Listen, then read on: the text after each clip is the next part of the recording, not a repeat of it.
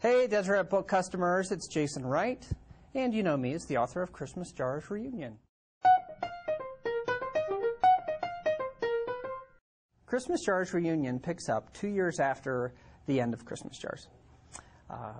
Hope now has a newspaper column that's syndicated all over, and the Christmas Jars tradition has become enormous, and she is really the head of the entire movement, all of which is run out of Chuck's Chicken and Biscuits, that greasy little chicken diner that we grew to love in Christmas jars.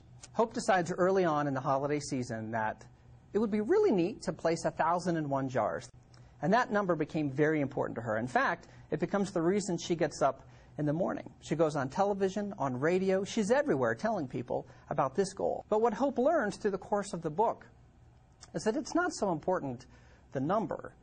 What's important is the one jar, the one person, the one family that gets a knock on their door, pulls it open, looks down and sees one jar.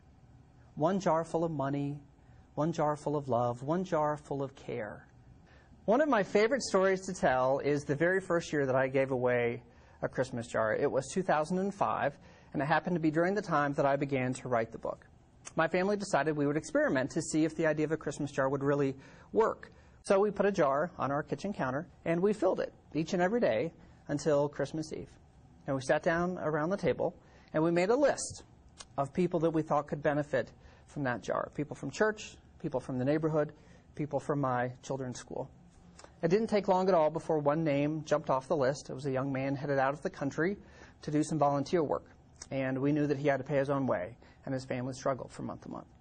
So we took our jar to his home, left it on his doorstep, knocked on the door, ran through the yard like little cat burglars, hopped in the minivan, raced home, and for the first time, I think, in my children's lives, they understood what Christmas was really about. How many stories have come in from real people all over the world who have either given a jar away or been fortunate enough to open that door and to find a jar on their doorstep?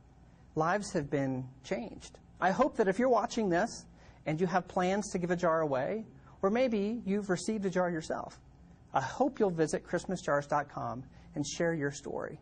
While you're there, take some time to read some of the hundreds of other stories that have come in over the past couple of years.